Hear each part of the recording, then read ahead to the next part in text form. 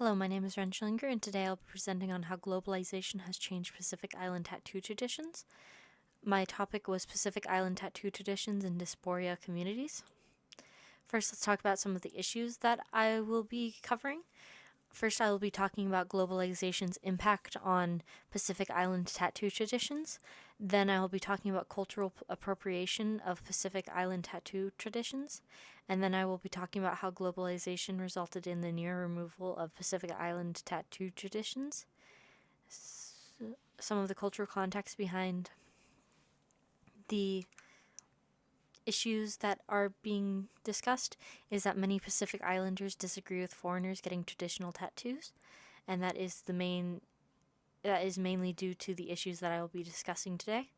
Some of the methodology behind my research was using a lot of first-hand sources, so using sources from Pacific Islanders and using sources from tattooers who had a role in helping educate people so they were not doing cultural appropriation when they got their tattoos.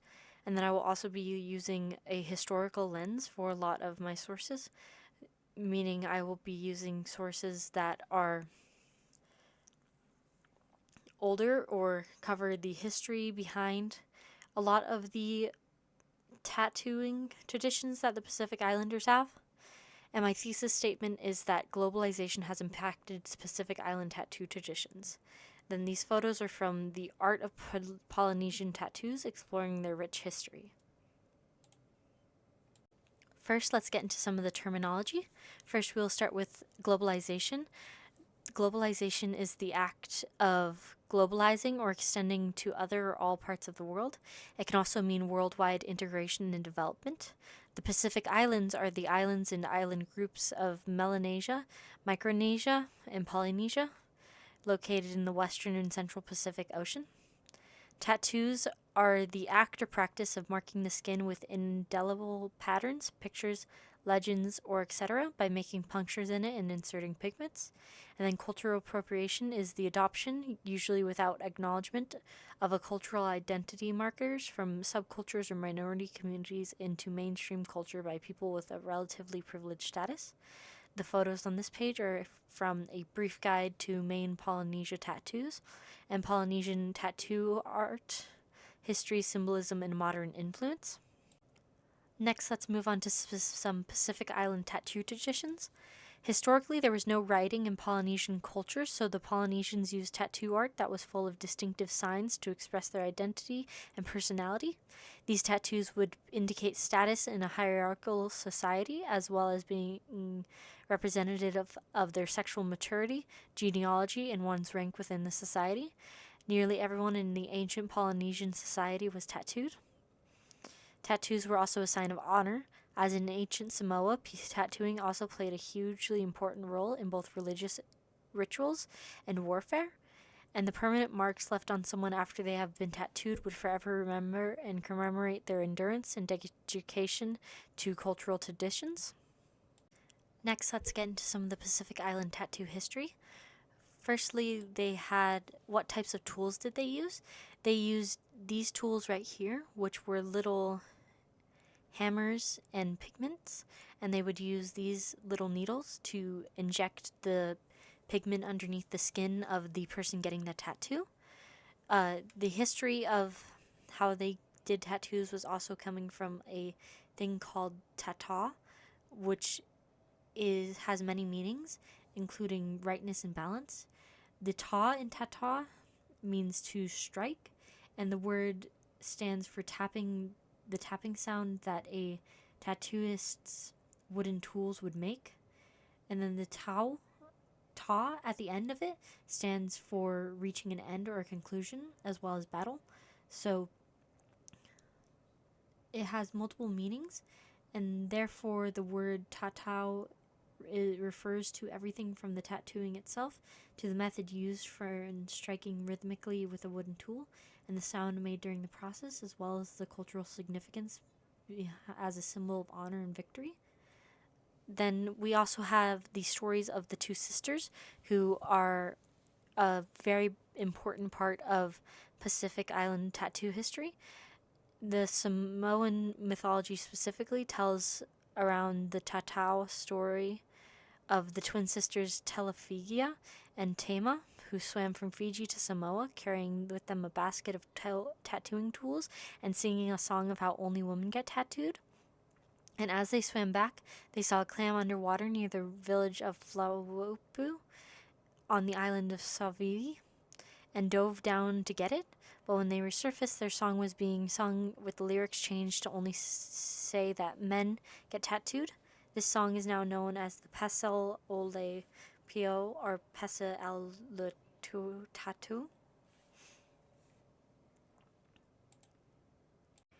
Here are some different examples and different types of tattoos from the brief guide to main Polynesian tattoo styles. Here we have the Maori style, which features a lot of smaller lines compared to some of the other ones. We have the Marquesian style, which features a lot of black work comparatively.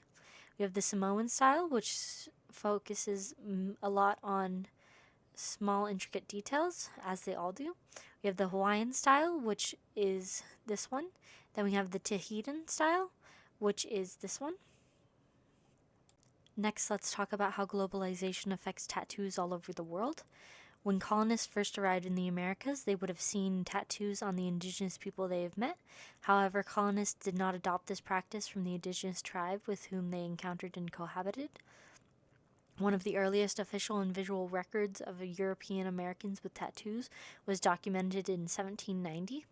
This is noted as sailors that had been seen with tattoos before this, and men reported having tattoos years before the record was written. And when American seafarers started sailing in the Pacific Islands, such as Samoa, whose word tatau is the origin of the word tattoo, sailors would have seen tattoos on the skin of indigenous people there, and it is after this interaction with these tattooed individuals that historical records note the presence of tattoos on European American sailors. A lot of these styles that are influenced by foreign tradition for Americans, such as Polynesian and Japanese styles, have resulted in more artists being trained to work in those traditional styles, resulting in a disconnect between the source of the traditions and the tattoos themselves. So globalization has resulted in a disconnect between other types of tattoo traditions, such as other Eastern continents. It has also resulted in a lot of sailors getting tattoos, as we can see from this photo right here. Next, let's talk about how it specifically affects the Pacific Island tattoo traditions. First, it results in a lot of westernization, which can be shown through the changing of tattoos to look more Western in the form of American traditional and other ways of doing tribal work that seems more American and westernized, even though it's in the traditional Polynesian styles. And consumerism, due to the fact that Pacific Island tattoos are highly sought after, a lot of people will get them without having gone to the Polynesian islands, and that can result in a lot of people having tattoos that they don't know the meanings of. And then a quote from Polynesian tattoo art, history, symbolism, and modern influence is that Polynesian tattoo art has grown in popularity and notoriety recently outside of the Polynesian islands. Tattoo aficionados and artists throughout the world are fascinated by it because of its distinctive aesthetics, depth of meaning, and historical relevance. Tattoos with Polynesian inspiration are now very popular among tattoo artists. However, given their popularity and universality of Polynesian tattoos, it is critical to respect their cultural heritage and avoid cultural appropriation. When cultural artifacts are taken without acknowledging or understanding their cultural background, this is known as appropriation. It is essential that people and tattoo artists from cultures other than Polynesia educate themselves about the background, the symbolic connotations, and the cultural significance of Polynesian tattoo art, and treat it with reverence and tact. There are many ways that cultural appropriation affects Pacific Island tattoo traditions. One example of this is that, going back to the previous quote, is that due to the cultural popularity and universality of Polynesian tattoos, people often get them without the proper education, and that can lead to appropriation. And the more that people get motifs done on them, the less people know where the motifs come from, meaning that whenever people get a tattoo based on something else they saw, specifically motifs from the Pacific Island cultures, the less people are likely to know where the motifs come from, meaning they are unintentionally appropriating the traditions behind Pacific Island tattoo traditions. And the pervasion of imagery results in a gap between the tattoo tradition and the people getting the tattoos, meaning that there is due to the way that the tattoos look, there is a gap between the traditional way of getting tattooed and the meaning behind it, and that gap is between that and the people getting the tattoo, meaning that they have a disconnect between them. Next, let's move on to how globalization resulted in the near removal of Pacific Island tattoo traditions. A quote from Jahayo says that while religious suppression had threatened the tattoo in Polynesia, the West had begun seeking a crackdown on tattooing after the spread of diseases from unhygienic equipment and the potential hazards from the handmade equipment used for tattoo made it difficult to revive the art for a long time. Another thing from the art of Polynesian tattoos, exploring their rich histories, is that missionaries and foreign powers often saw the traditional tattooing from Pacific Islanders as barbaric and uncivilized, and due to the assimilation of the Polynesian people, many of the Polynesians were made to abandon their practices and were forced to adopt Western customs, meaning that people were forced to abandon their previous ways of doing tattoos, and because of their abandonment of this resulted in the tradition almost being completely wiped out due to the religious suppression caused from people and missionaries coming from the West who had begun to crack down on the tattooing and thought it was uncivilized and barbaric. Next, let's talk about how globalization has resulted in the combination of Pacific Island tattoo traditions and the traditions of other tattoos. By the time colonizers and missionaries showed up, tattooing already existed in the West, but the styles differed significantly from the ones they encountered in Polynesia. Western styles included religious tattoos among Christian pilgrims, spiritual tattoos among Native Americans, and even influences from Asian styles such as the colorful and intricate Japanese designs that they had. But when they were introduced to the Polynesian style of tattooing, the British sailors found a style unlike anything they had seen before, just as complex and meaningful as the Asian and Native American styles they had come across, yet in so many different ways. Meaning that globalization has resulted in a combination of different cultures and traditions into combining those into multiple different forms, like combining the Polynesian and traditionally religious iconography together.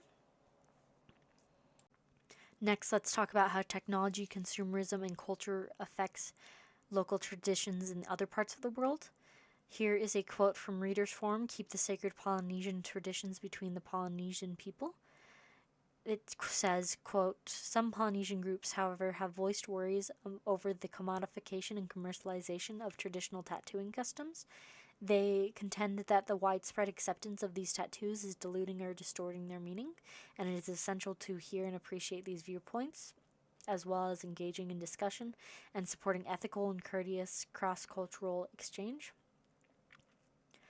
Basically meaning that technology, consumerism have both resulted in these tattoos being more widespread and therefore becoming more integrated in local traditions in other parts of the world. For example, in America, you can often go to any tattoo parlor and get a Polynesian style or Pacific Island style tattoo, and that is due to their tattoo traditions and technology advancing in a way that allows the places to be able to adopt those traditions in other parts of the world. Next, let's talk about losing tradition. As traditional tattoos are becoming more common, they are slowly losing more of the meaning of why they were traditionally gotten. So, for example, since almost anyone can get a traditional tattoo, they are, without doing the research behind it or doing any of the things that were required to get the tattoos in the olden days, such as having a higher rank or being a victor in a war, they were able to, they are slowly losing their tradition behind why they were traditionally gotten. And many Polynesians believe that if you cannot explain the heritage or roots of the tattoos, then you should not be getting one.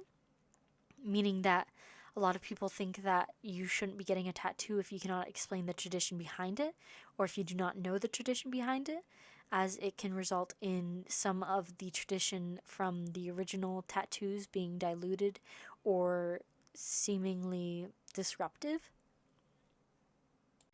Next, let's talk about cultural hybrids.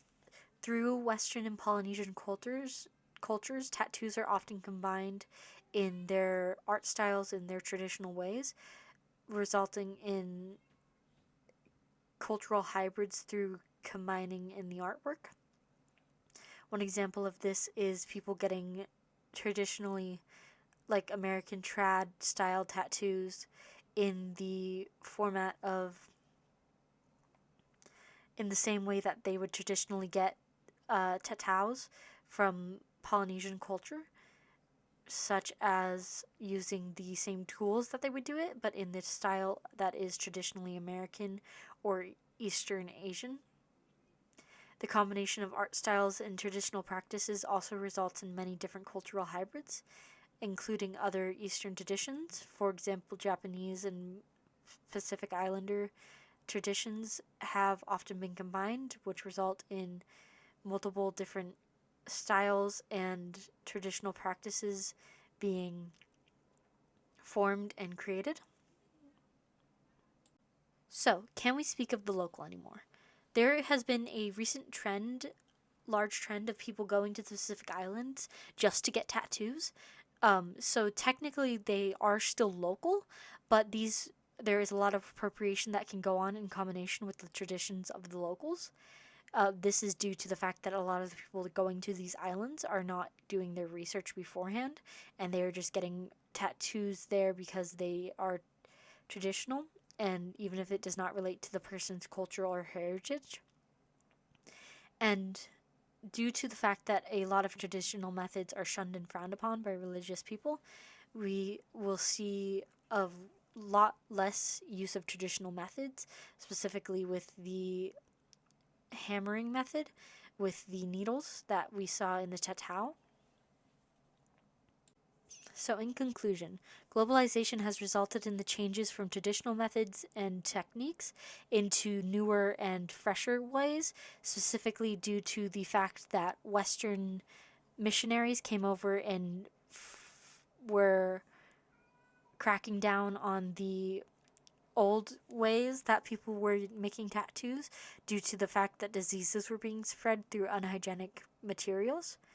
Next, globalization nearly resulted in the elimination of Pacific Island tattoo traditions due to similar reasons, as assimilation resulted in a lot of people having to stop their traditional tattooing ways, which resulted in the art form itself almost being lost. And globalization has resulted in a lot of cultural appropriation, as a lot of the times most people in the United States can come to any tattoo parlor and get just a Polynesian or Pacific Island tattoo due to the fact that it has been spread a lot wider compared to it you having to go to the islands yourself to get the tattoo in that traditional style, due to a lot of artists being taught how to make art in those styles. Finally, is my works cited? You can see on all of my slides that there are little notes saying where the photos are from and where the information and research is from. In each of my slides, there are some variation, unless it's my own original ideas. And here are my works cited from this. And thank you for watching my presentation.